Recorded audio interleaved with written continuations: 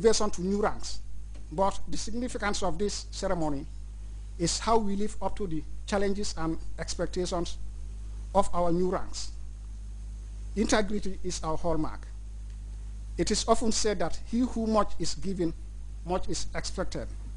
In that same spirit, I assure Your Excellency that we will redouble our efforts and persevere to live up to the expectations associated with our new ranks.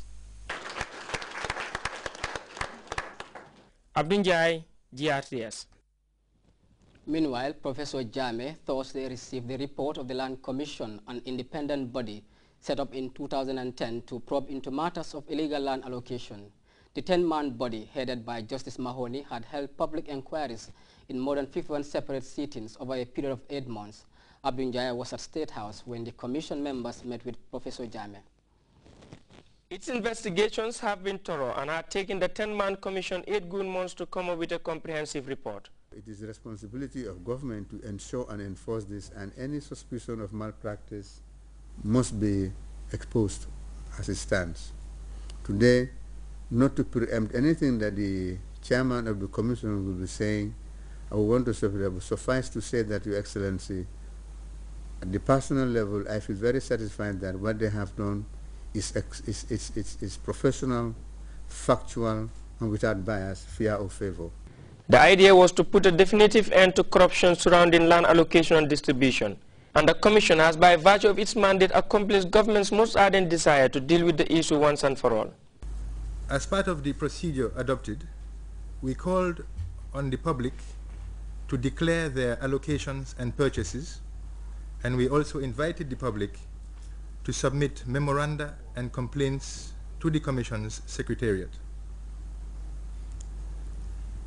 We had a total of 354 declarations from individuals and 81 complaints.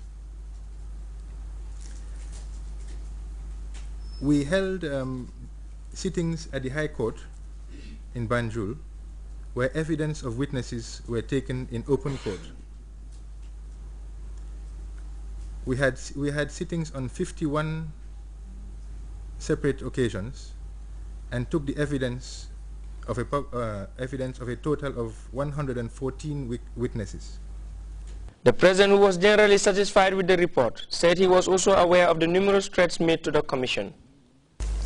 Evil can never prevail over good, and that's the bottom line. When you were being sworn in, I told you that as long as you do what is right, the Almighty Allah would be on your side.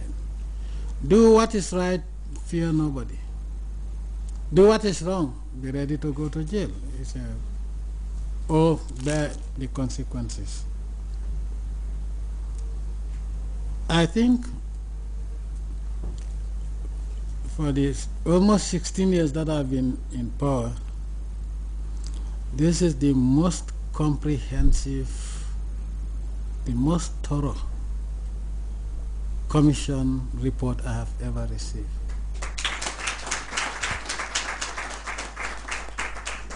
We have had commissions before, sometimes only for the commission to give you a report that needs more investigation than what the commission has done, or that may give you more questions to answer than answers.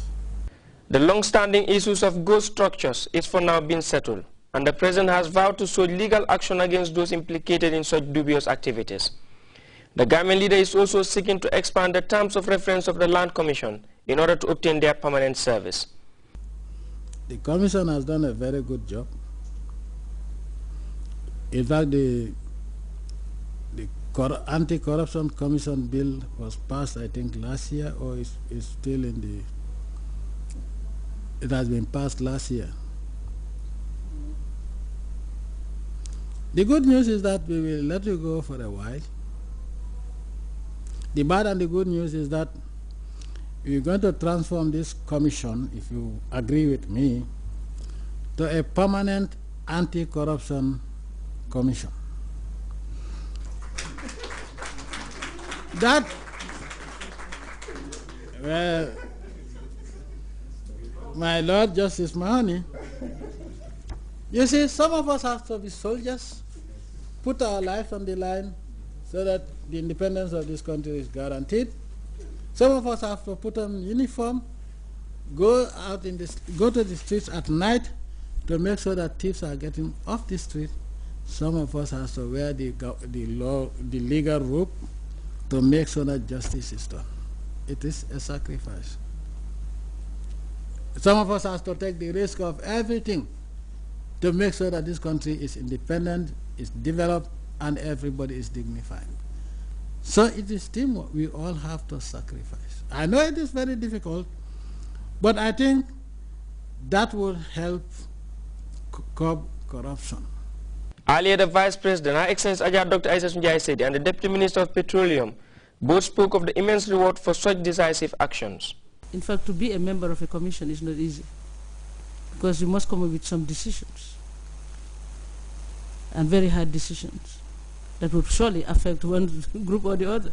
As I say, when I say affect, you come up with the decision that in your mind, really, this is the right decision to take. But some may be, just like my colleague have said, happy about the decision, others may not. That's for sure. It's every commission. Well, it was a big problem, and it has been a perennial problem, the problem of land allocation, land administration. As a former Secretary General, I know how difficult it was. We were inundated with petitions on land issues here, between communities, between individuals. You know, it was a big problem. And I want to seize this opportunity to thank His Excellency the President for taking the bull by the horns and establishing a commission to look into this national problem. Similar comments were made by the Ministers of Youth and Sport, Works, Construction Infrastructure, Interior, and Basic and Secondary Education. Abdou Njie, GRTS. The Vice President and Minister of Women's Affairs, Ajah Dr. Aissatou Njie Saidi, has tabled before deputies the Food Safety and Quality Bill 2011 and the establishment of the Gambia Food Safety Authority for enactment. As we hear in this report by Mama Jai, Dr. Ajah Aissatou Njie Saidi and other cabinet ministers also responded to issues of concern raised by the lawmakers during a question and answer session. Wednesday's sit-ins began with a question and answer session where the Vice President and Minister for Women's Affairs, Dr. Ajah Aissatou Njie Saidi, answered questions raised by the member for Kiang Central, who wants to know the amount of money the GPA lost in its basalt and gas project between the Republic of the Gambia and Cape Verde. Vice President Njie Saidi also answered questions from the member for Kiang West, who raised concern over the conditions of the Banjul Bara and Bambatenda Yilitenda ferry services. After entering into a joint venture with a Greek company called Gallia Holdings, within, of course, the framework of public-private partnership. The two big ferries are expected, or are being expected, in the very near future, which is expected to impact dramatically, of course, in the provision of reliable ferry services, particularly at the Banjul Bara and Trans-Gambia areas.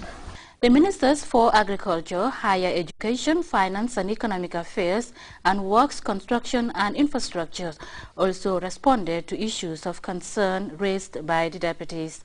After the question and answer sessions, the Vice President laid before Honorable Deputies the Food Safety and Quality Bill 2011 and establishment of the Gambia Food Safety Authority. The bill, which is set to repeal and replace the current Food Act 2005, is meant to institute structures as well as put in place mechanisms to ensure the safety and quality of food and fed at national level. The bill continues to give cognizance to the fact that food safety and quality is a cross-cutting and indeed an overarching issue and theme. The bill and the establishment of the Gambia Food Safety and Quality Authority is consistent with the ECOWAS regulations on the harmonization of the structural framework and operational rules pertaining to health and safety of plants, animals, and foods in the ECOWAS region. Seconding the motion, the member for Kombo North, Honorable Adama Cham, urged his colleague deputies to pass into law without any reservation the bill he said covers the whole food chain. Over the years,